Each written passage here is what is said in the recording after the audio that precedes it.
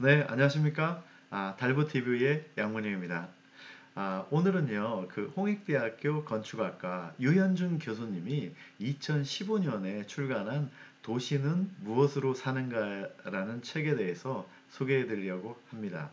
그 부동산에 관심이 있는 분들이라면 굉장히 유익한 책이라고 생각되어서요, 제가 오늘 이렇게 소개를 드리고자 합니다.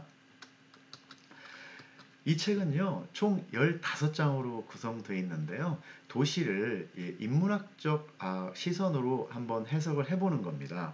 그래서 저자는요, 이 책은 주관적 관점에서 건축물과 도시를 읽어내려가는 책이다라고 얘기하고 있습니다. 그래서 우리나라는 우리나라 교육은 건축하기에 참 좋은 교육 환경이다라고 저자는 말하는데요. 왜 그러냐면 80년대, 90년대 보면 우리 고등학교 때 그 배우는 과목이 굉장히 많잖아요. 그래서 우리가 한 고등학교 때 한 21과목 정도를 배웠다고 얘기를 합니다. 그래서 이 책을 읽다 보면은 때로는 국민윤리가 생각이 나기도 하고 또 생물, 한문, 또 때로는 지리 시간이 생각이 난다라고 저자는 말을 하고 있습니다.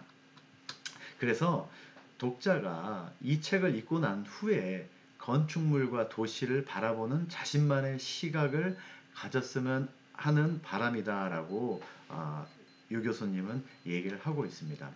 이 책의 내용은 굉장히 많아요. 그래서 총 15장의 많은 내용들이 있는데요. 오늘 이 시간에는 제가 재밌는 예 3가지 정도만을 간단하게 소개를 해 드리려고 합니다. 첫 번째는요. 여러분 잘 알다시피 우리 가끔 우리나라에 유독 왜 이렇게 카페와 모텔이 많은가라는 생각 해보신 적 있죠? 그래서 유 교수님도 카페와 모텔이 많은 이유에 대해서 나름대로 해석을 하셨어요. 그 이유를 보면요. 이렇게 카페, 모텔들이 많죠. 우리나라는 이게 국토도 좁고 또 우리 그 주거 공간들이 굉장히 좁은 편이잖아요. 예를 들어서 뭐 미국 같은 경우에는 우리가 넓은 대저택을 이렇게 영화 같은 데서 많이 보는데 그거에 비하면 우리나라가 좀 좁은 주거 환경을 가지고 있어요. 그러다 보니까 이 사적인 공간 욕구는 높지만 그 개인 주거가 사적 공간 수요를 충족하지 못한다는 거예요. 그래서 각각의 개인들이 자기만의 공간을 가지지 못한다는 이런 이유가 있는 거예요. 그래서 뭐 예를 들어서 우리가 친구가 집을 방문하고 할 때 나만의 어떤 거실이 있으면 거기에서 이렇게 대접을 할 겁니다. 그런데 그런 공간이 없기 때문에 파트타임으로 우리가 카페라는 공간을 빌려서 거실처럼 사용하게 된다. 그렇기 때문에 우리나라는 이렇게 카페가 많이 있다라고 해석을 하고 있습니다. 그러면 모텔은 또 왜 이렇게 많은가라고 의문을 가지는데요. 교수님은 이렇게 얘기를 합니다. 예를 들어서 미국 같은 경우에는 우리 그 학생들이 성년이 되면 독립을 거의 다 하잖아요. 그러면서 자기만의 개인적인 공간을 또 집을 소유하게 되는데 소유나 렌트를 하게 되는데요.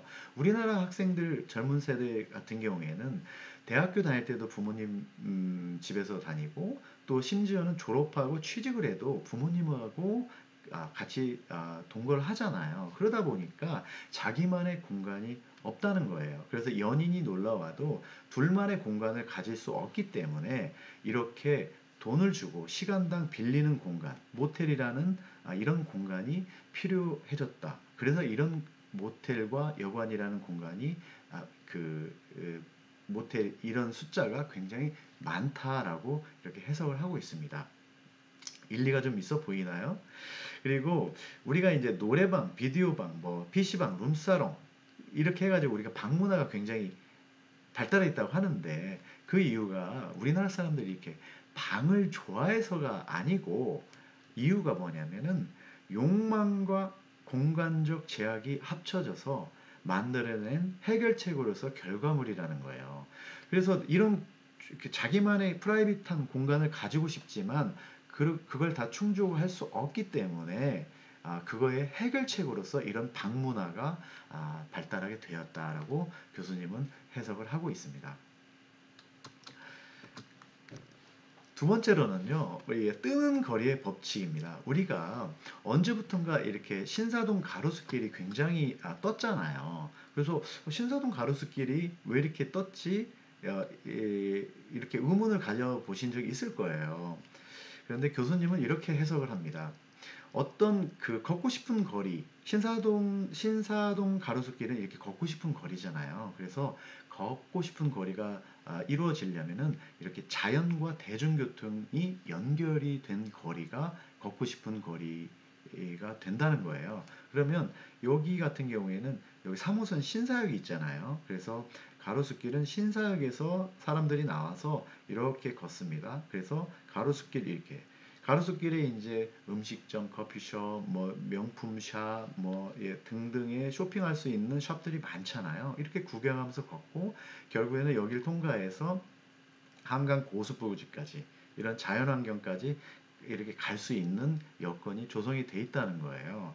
그런데 이게 처음부터 그런 게 아니고 이게 원래는 여기에 이 이렇게 고수부지로 가는 이렇게 그 널찍한 굴이 있습니다. 터널같이 있는데요. 원래는 이게 있었던 게 아니고 여기 지금 미성 아파트의 아파트 뒤에 조그맣게 작은 동굴 같은 그런 그 고수부지로 통하는 길이 있었어요. 그런데 그때에는 가로수길이 뜨지 못했어요. 이게 굉장히 이 아파트 주민 위주로 이용하는 길이었기 때문에. 그런데 언제부턴가 이렇게 널찍하게 한강 고수부지로 연결되는 통로를 여기에 이렇게 만들다 보니까 이렇게 고수부지와 가로수길이 이렇게 대중교통이 이렇게 연결되는 거리가 된 겁니다. 그렇다 보니까 그 시점부터 가로수길이 걷기에 좋은 길로 소문이 나면서 이렇게 유명하게 되고 떴다라고 교수님은 해석을 하고 있습니다. 그리고 우리 여러분들 이제 미국 같은 경우에 그 서부 쪽에 여행을 가시면 라스베가스 꼭 한 번씩 들리는 코스라고 합니다. 근데 라스베가스 하면은 네온 사인 유명하잖아요. 근데 여기는 우리 이제 한국의 판매 간판들입니다. 네온 간판, 이렇게 간판들이고 이건 라스베가스의 네온 사인 간판이고 이렇게 화려하죠. 그런데 그 교수님은 이렇게 봅니다. 라스베가스 이미지 하면은 보통 이제 카지노, 도박과 현란한 네온 사인을 떠올린다고 해요. 근데 네온 사인도 사실은 우리나라 여기 간판처럼 간판인 거예요. 미국제 간판인 거예요. 그런데 한국 사람들이 이 간판을 여러분들 보실 때 이게 아름답다고 느끼진 않잖아요. 뭔가 이렇게 조잡하고 불규칙적이고 별로 유쾌하지 않아요. 그런데 이 라스베가스의 네온사인 간판을 보면 좀 멋져 보이죠? 왜 그럴까요? 이렇게 해석을 합니다.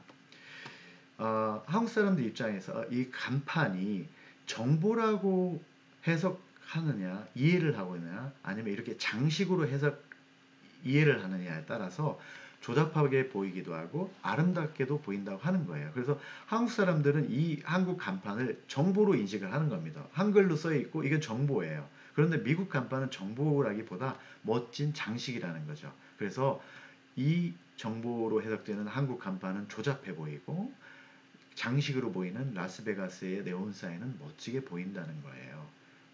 그리고 미국 사람 입장에서 그러면은 이 라스베가스의 간판은 어떻게 보이냐? 마찬가지랍니다. 미국 사람 입장에서 라스베가스의 화려한 네온 사인 간판은 정보로 인식하기 때문에 조잡하고 싸구려같이 느낀다고 해요. 근데 반면에 한국 간판을 보면 이게 이제 장식으로 인식이 되는 거예요.